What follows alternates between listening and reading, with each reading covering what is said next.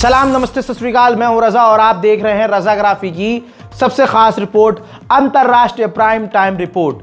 हजरात, भारत की विदेश नीति आपने देखा है कितनी घटिया है और मोदी सरकार ने भारत का बेड़ा गर्क पूरी तरह से करके छोड़ा है। और जब भी मौका मिलेगा अगला झोला उठा के सच में भाग जाएगा और हम सब बुरी तरह से फंस जाएंगे। हालात ये है कि कल तक जो हमारा दोस्त था, अब मोदी की वजह से और विदेश नीति जो इनकी है इसकी वजह से वो भी हमारे से दूर हो रहा है। अमेरिका ने धमकाया, हमने रूस से दूरी बना ली। अब ये बात सबको पता है कि मोदी इतना डर चुका है आदमी ये कि अब इसने खुद ही कह दिया भारत के जितने भी बिजनेसमैन हैं, जो तेल लेने वाली कंपनियां हैं, कि भैया रूस से तेल मत लो। ठीक, क्योंकि अमेरिका नाराज़ हो रहा था। दोस्तों, अब ये है कि रशिया भी बेवकूफ़ नहीं है।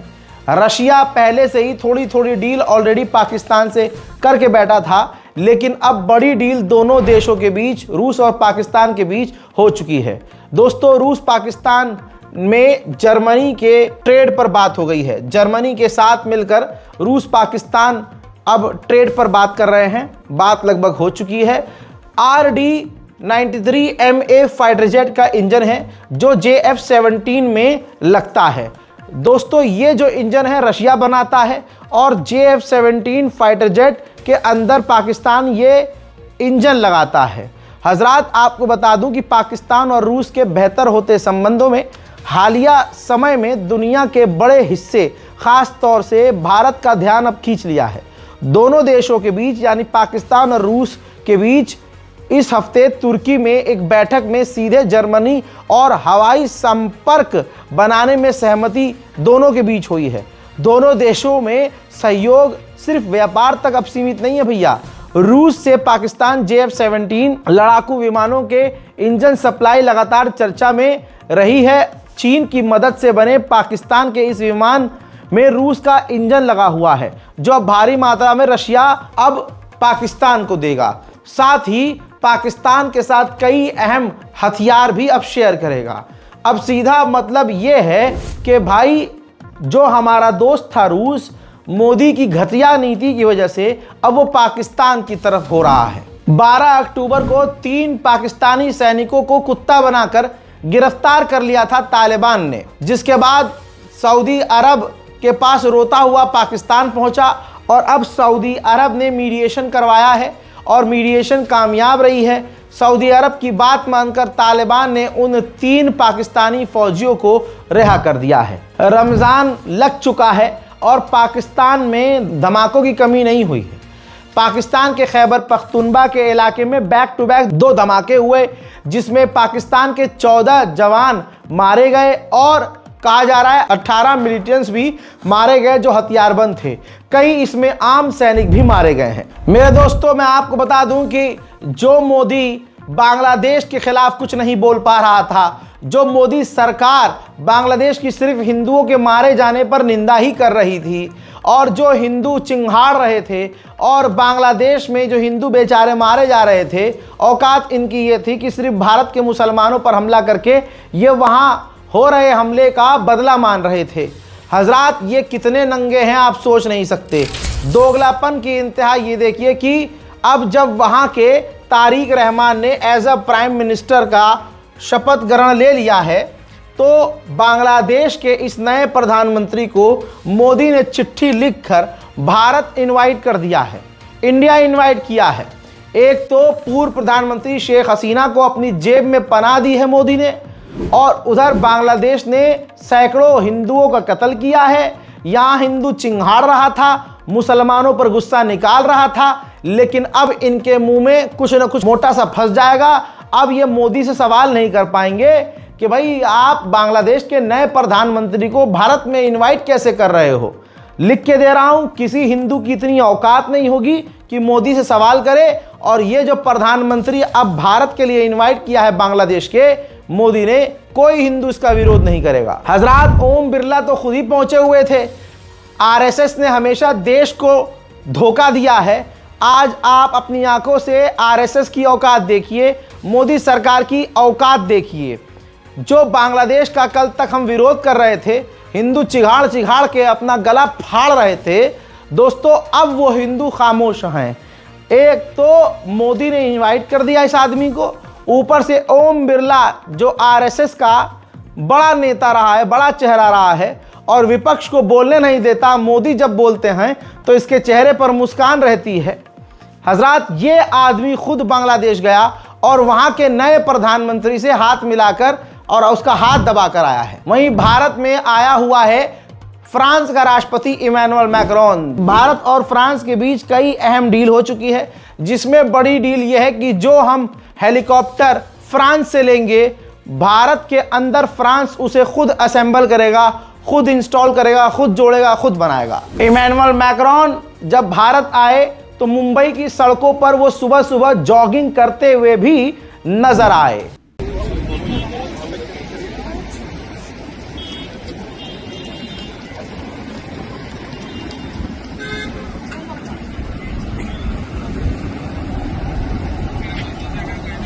हजरात, अब आते हैं इंटरनेशनल अपमान की बात। हजरात, जब मोदी की मुलाकात हुई तो जो जोक उन्होंने मारा, मुंबई जॉगिंग, भाई साहब, इसीलिए एएनआई मोदी की ये मीटिंग की वीडियो म्यूट कर देते हैं। वेलकम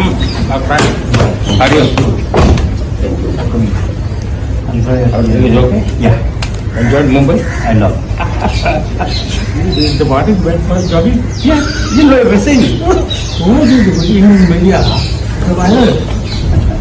रिपोर्ट यह है कि चाइना के खतरनाक निंदा के बावजूद, विरोध करने के बावजूद, अमेरिका चीन के खिलाफ हाई टेक एडवांस मिसाइलें चीन के खिलाफ ही फिलीपींस में तैनात करेगा। इसके बाद चाइना ने ऐलान किया है कि साउथ चाइना सी के अंदर चाइना की नेवी ड्रिल करने की तैयारी में है। उधर डोनाल्ड ट्रंप ने कहा है कि मैं फैसला बहुत जल्द लेने वाला हूं कि ताइवान को अगले हथियारों का बैच अप्रूवल कब देना है। जहां मोदी सरकार चाइना के आगे चाइना का जूता चाटते चाटते नहीं थक रही है, आज इसी मोदी सरकार की एक और औकात बताता हूं। दोस्तों, आपकी स्क्रीन पर माओ निंग है, जो चाइनीज ऑफिशियल हैं। ऐलान किया है कि चाइना ने 50 देशों के लिए वीज़ा फ्री कर दिया है।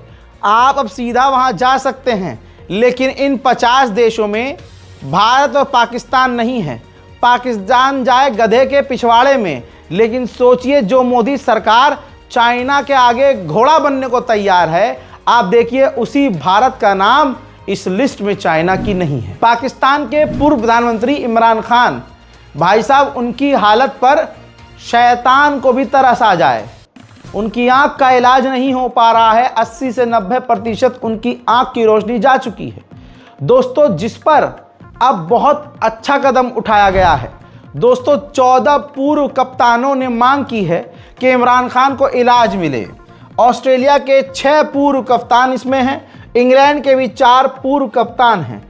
खुशी के साथ बता रहा हूं कि भारत के भी 2 पूर्व इस मांग में शामिल हुए हैं, सुनील गावस्कर, कपिल देव, और वेस्ट इंडीज का 1 कप्तान है और न्यूजीलैंड से 1 कप्तान है।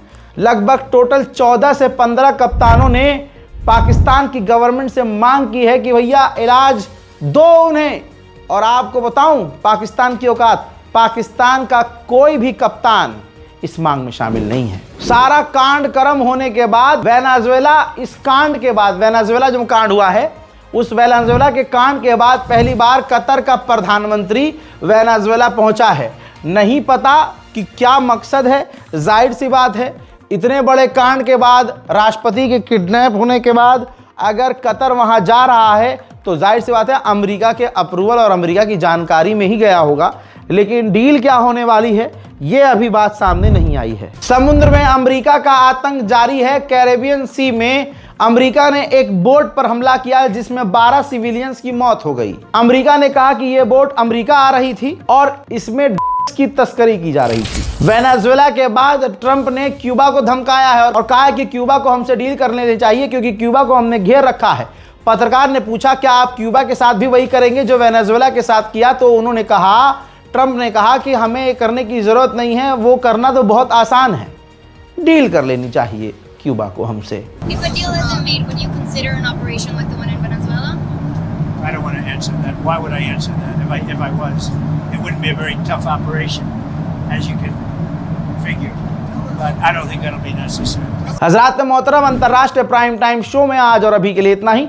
इस रिपोर्ट को शेयर कीजिए। दुनिया की तमाम बड़ी खबरों के लिए हमारे चैनल रज़ाग्राफी अनस्क्रिप्टेड को सब्सक्राइब कीजिए और अपनी दुआओं में हमें याद रखिए। जय हिंद।